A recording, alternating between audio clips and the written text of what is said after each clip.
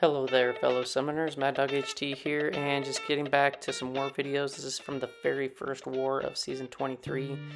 And I didn't take as many fights in this war as I had the rest of the season.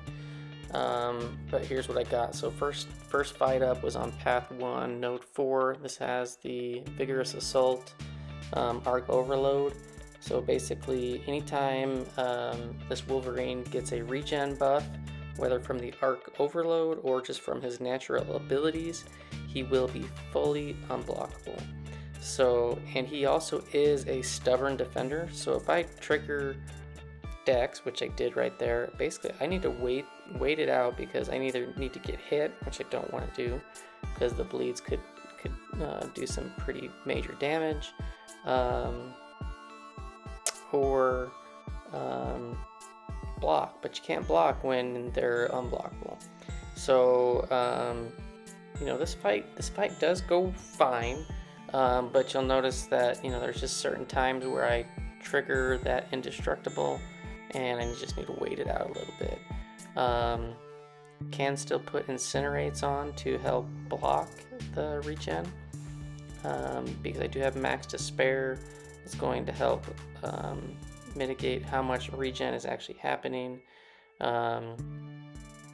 and yes, I mean overall this wasn't too terrible, and Wolverine, rank 5 Wolverine goes down pretty easily, pretty much end up with 100% health. So we take that fight out, and then we get to this next fight, which is pretty interesting. So this has this is Node 20, Strike Counter Fury.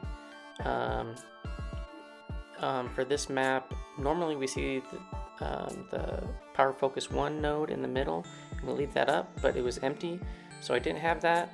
And Thing is a really solid counter for Annihilus to begin with, but man, I mess up on this fight.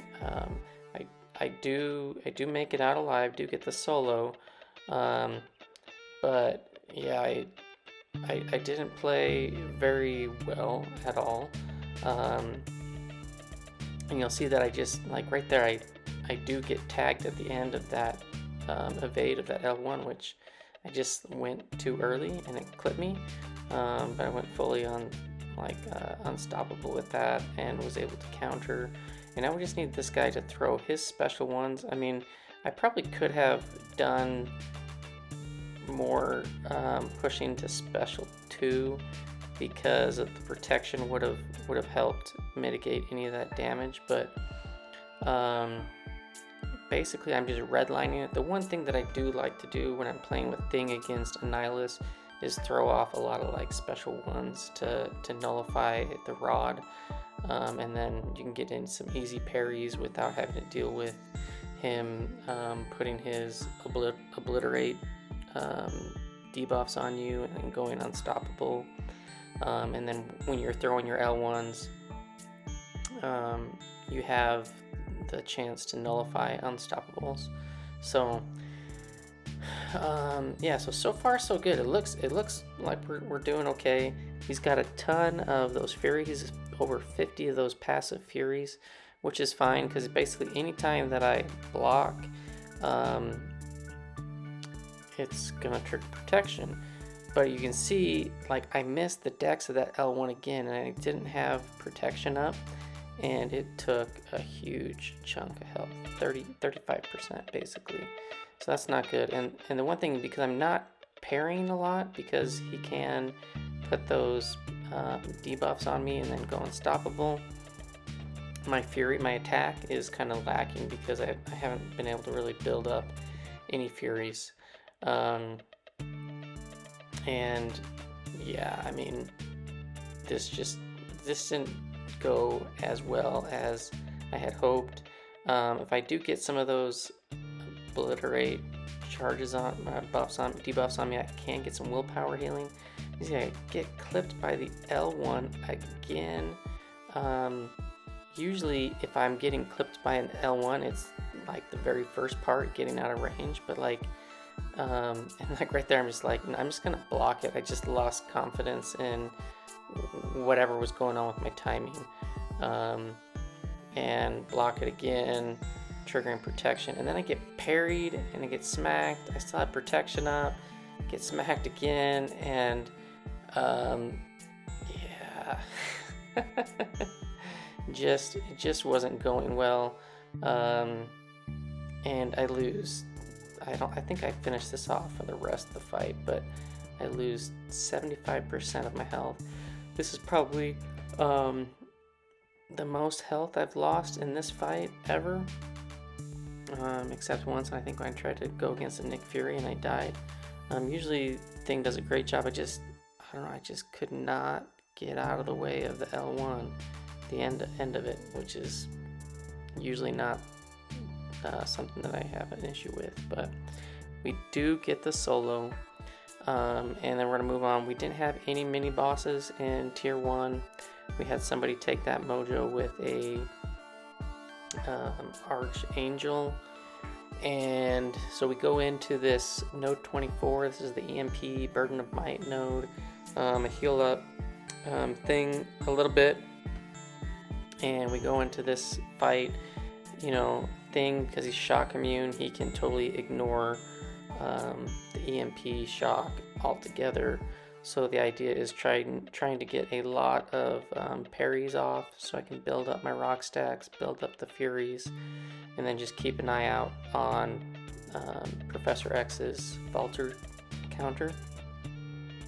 Because when it gets to 0, basically your next hit will miss, trigger that passive falter, and you just basically gotta wait that out, because Thing doesn't have a way to bypass the miss mechanic. So I'm trying to bait out this guy's L1. We get it. We trigger that falter, back off, and then it's just kind of going back to town. One thing you can do is with the Bird of Might, like once you trigger like a Dex, if your first hit, if you trigger your special quick enough, you can get it off before the power gets drained. And I'm not too concerned with like the mind control. Like most of Thing's damage is just from just regular attacks. He can get some big specials off, but I'm not too concerned with throwing a lot. That's not part of the game plan. It's just build up the Furies, and that attack alone will basically be plenty. And I always want to try to clear that falter while he's stunned, and I stunned him too early, went in, and he countered me after I missed and took a significant amount of damage again. But we're about to finish this guy off. But yeah, I mean, I lost 75% in that first fight. I've lost another like 30% or so here. A lot of health potions used, not ideal. But we will get out of this fight with a solo. It just wasn't as clean as I had hoped, because I will be using Thing for a Dr. Doom on Buffet. So next up we got a Mephisto. This is on the Vigor Indomitable Note 30. I'm going to use my pre-fight here on Torch, just because he will melt this Mephisto, and if I gave him regular incinerates, he'd be getting a lot of power gain. It could be problematic. And I really wish I would have been able to save my pre-fight for the next fight with Dr. Doom, because that would have been more ideal. But I really just didn't have anybody on the team, because I have my third champ is Man-Thing, and that's for the Killmonger on Polka Dot Power. So you can see, like, Torch just nukes this guy down, no problem. Really easy fight. Any Mystic with Nova Flame activated, they're just gonna get nuked. So this is the next morning. I heal up my Thing, boost, and we're going on this Dr. Doom with Thing. So the whole idea here is that thing is immune to nullify, so buffet is out of the question. So here, while I have this regen boost up, I'm trying to get a little bit more parries in, because I'm going to be taking some block damage. And while I build up my rock stacks and build up some furies, I'm going to try to do that as much as possible while that regen is up. So in case I regen up over past 100%, I'd at least get some parries in. And there I like block evaded, that special. And yeah, this fight does not also go well. I did not do well with Thing at all this war. And I'm trying to get this guy to throw a special. He's not having it. And I'll need to look. I can't remember if this guy had Mystic Dispersion. Yeah, he does have some Mystic Dispersion, and it's a good amount. I don't want to push him to L2 while he has Hazareth, because if I do, then that's fully unblockable, and if you get clipped at the very end, those incinerates can really do some damage. So we dex that, throw off an L3, trying to get some damage, convert some of those rock stacks to furies. And yeah, so we have Hazareth up, but you can see I have all of those buffs from the L3, and almost push him to L3. We dex, we block, and then we dex the end of that. That's typically how I go about dexing the L2. Dex the first part, block the second, and then dex the rest. That's ideally how I feel comfortable doing that. But I think it's right here. I'm going to miss. Yeah, I missed the end, and so I get 2 incinerates on. I throw a heavy to activate protection and mitigate the damage that I'm taking from those incinerates. And I totally just wasn't paying attention. I tried to heavy him while he had Hazareth up. That doesn't work. He totally comes out of it at the very end. So I get heavy back. I've lost a lot of health. He's only down to like 50%. Just not going well. And then I don't dex cleanly dex that again. We get a clean dex there, and we get another L3 off. And I'm just thinking, like, if I can keep him to his L1s and do full evades of those, I should be able to finish this out. Here I'm fully unblockable, so I'm just going at it, but I just want to make sure that I watch the Hazareth and make sure I don't push him to L2 when he has that up. And I get clipped again by his L1. I intercept that, and here I'm trying to bait the L1 again. We get a fully clean dex on that, no problem. But see, now we triggered the indestructible, like all our indestructibles and stuff are gone.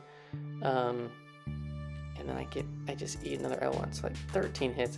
That wasn't a clean fight. So I'm like, ugh. And so I have Torch, and this is when I did not know if this would work. I didn't have pre-fight, and I'm thinking that if I apply an Incinerate, I might get Lionheart damage. And this just shows that is not the case. Even though the Incinerates have a built-in Petrify, it does not trigger Lionheart, which is super nice. I kind of risked it because I'm like, maybe I can just nuke him down really fast, which I end up doing. But yeah, so just if anybody's not aware, you can use Torch without pre-fight on that buffet Lionheart fight. And then this is node 50. This has the Vigorous Assault, Enhanced Regen. I think Dragon Man can regen, so he'll get Enhanced Regen, but I don't think it's via a buff. so he's never going to go unblockable. And basically I'm just trying to do short combos, block a lot of hits, try to get some parry stuns when he's got that power gain buff up, and turn that off. And this guy's just melting away. We hit him with an L2, stun him, get some incinerates, and he's done. Super fast, super easy. I love torch nuking those Mystic champs. And then here's what I brought Man-Thing for. Man-Thing does have a synergy with Thing to keep his rock stacks at like 20, but this is what I brought Man-Thing. It was specifically for this Killmonger fight. Use a power boost 1 because you won't be able to get a special one from anything unless you can throw one yourself. So basically go in, throw a special one, and then bait the heavy, and then counter with the heavy.